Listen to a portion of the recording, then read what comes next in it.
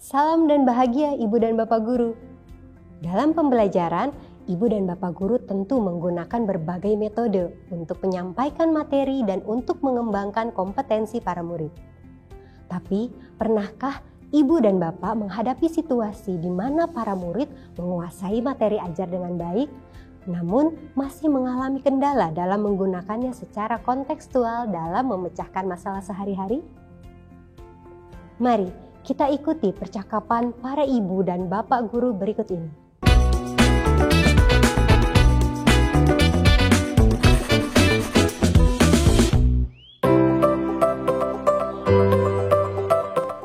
Tahun ajaran baru sudah diambang pintu.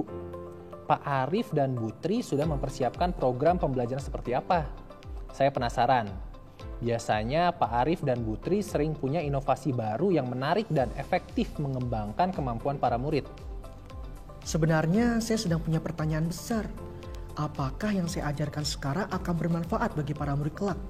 Mengingat begitu cepat dan pesatnya perubahan di dunia saat ini. Betul, Pak.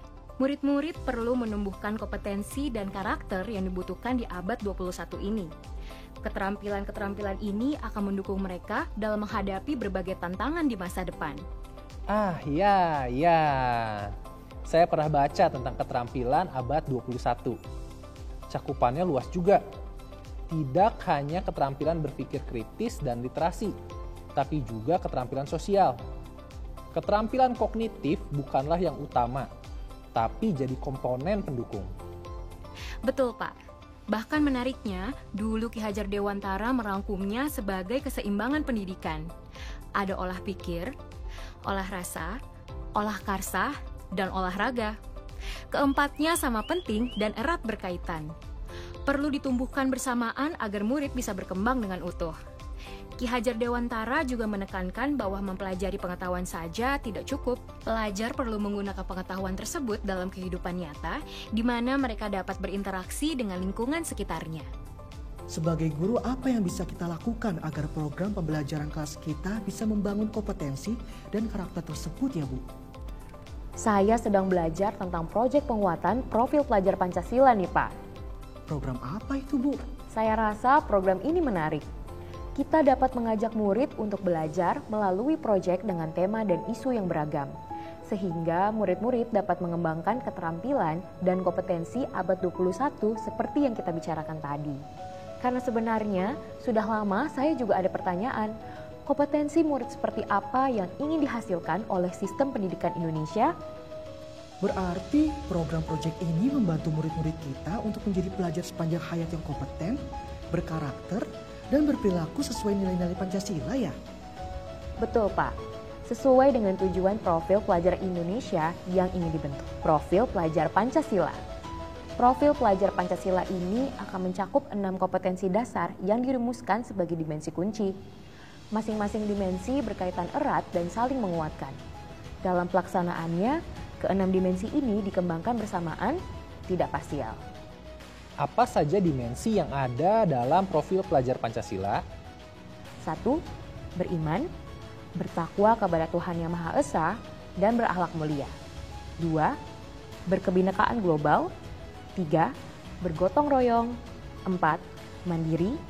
5. Bernalar kritis. 6. Kreatif. Wah, kelihatan ya. Ke-6 dimensi di atas menunjukkan bahwa profil pelajar Pancasila ini tidak hanya fokus pada kemampuan kognitif, tapi juga sikap dan perilaku sesuai jati diri bangsa Indonesia sekaligus warga dunia. Para murid pun akan membangun kemampuan berpikir dan bertindak konstektual untuk memecahkan masalah. Lalu, bagaimana bentuk pelaksanaan program ini, Bu? Bentuk kegiatan pembelajaran adalah proyek atau disebutnya proyek penguatan profil pelajar Pancasila. Dalam praktiknya, proyek ini merupakan pembelajaran lintas disiplin ilmu untuk mengamati dan memikirkan solusi terhadap permasalahan di lingkungan sekitarnya. Kalau begitu, proyek ini didesain agar murid dapat melakukan investigasi, memecahkan masalah, dan mengambil keputusan ya Bu? Berarti murid juga bekerja dalam periode waktu yang telah dijadwalkan untuk menghasilkan produk dan atau aksi ya? Betul Pak, sudah lebih kebayang ya Pak? Prosesnya adalah serangkaian kegiatan dengan cara menelaah suatu tema yang menantang konteksnya. Wah, menarik banget, Bu. Proyek ini menjadi bagian intrakurikuler atau ekstrakurikuler, Bu? Tidak kedua-duanya, Pak. Kegiatan proyek merupakan program terpisah dari intrakurikuler dan ekstrakurikuler. Nantinya, proyek penguatan profil pelajar Pancasila menggunakan pendekatan pembelajaran berbasis proyek atau project-based learning yang berbeda dengan pembelajaran berbasis proyek dalam program intrakurikuler di dalam kelas. Proyek penguatan profil pelajar Pancasila memberikan kesempatan bagi para pendidik untuk belajar dalam situasi tidak formal, struktur belajar yang fleksibel, kegiatan belajar yang lebih interaktif, dan juga terlibat langsung dengan lingkungan sekitar. Benar tadi kata Butri mengenai karakteristik proyek penguatan profil pelajar Pancasila. Struktur belajarnya fleksibel berarti murid dapat belajar di mana saja sesuai kebutuhan dan kondisi di sekitarnya. Seperti di perkebunan atau di pasar bersama narasumber yang berkompeten. Murid berinteraksi langsung dan melihat secara nyata keadaan lingkungan yang ada. Mengobrol dengan orang-orang yang terkait di dalamnya dan mendapatkan gambaran utuh situasi yang terjadi.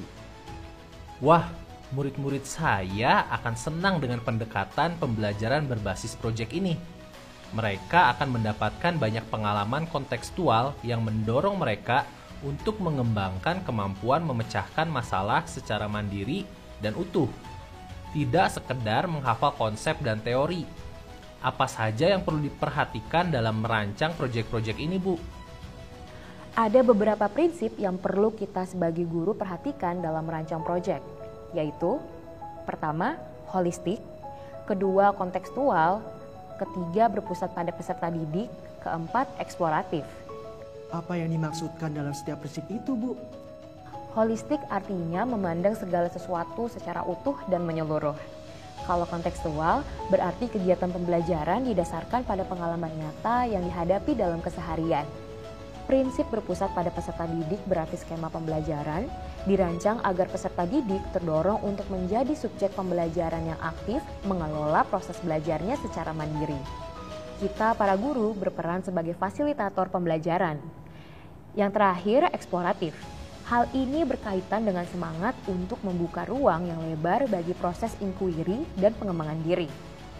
Acung jempol, ringkas dan jelas, Butri. Nah, ini pertanyaan penting, Bu. Bagaimana kita mengaturkan waktu untuk proyek-proyek ini? Untuk waktu proyek, ada panduan sesuai fase tahapan perkembangan yang akan sangat membantu kita dalam merancang dan melaksanakan proyek penguatan profil pelajar Pancasila adalah kolaborasi antar guru lintas disiplin ilmu. Kita bisa memikirkan bersama alur proyek berdasarkan tema dan menentukan capaian pembelajaran tiap fase perkembangan. Kita tidak usah pusing sendiri memikirkannya ya. Berat sama dipikul, ringan sama dijinjing ya. Setuju? Dan kita bisa belajar bersama-sama. Makin seru kalau kolaborasinya seperti ini. Ibu dan Bapak Guru, proyek penguatan profil Pancasila merupakan pendekatan pembelajaran yang secara khusus dirancang untuk memberikan pengalaman yang membangun kemampuan para murid untuk menggunakan berbagai pengetahuan dan wawasan secara kontekstual. Setelah menyimak pembicaraan para guru tadi, hal apa saja yang ingin Ibu dan Bapak Guru dalami lagi, sehingga dapat merancang dan melaksanakan pembelajaran berbasis proyek untuk penguatan profil pelajar Pancasila? Kita akan pelajari dan perdalam semua hal yang berkaitan dengan proyek penguatan profil pelajar Pancasila pada materi-materi selanjutnya ya. Salam dan bahagia!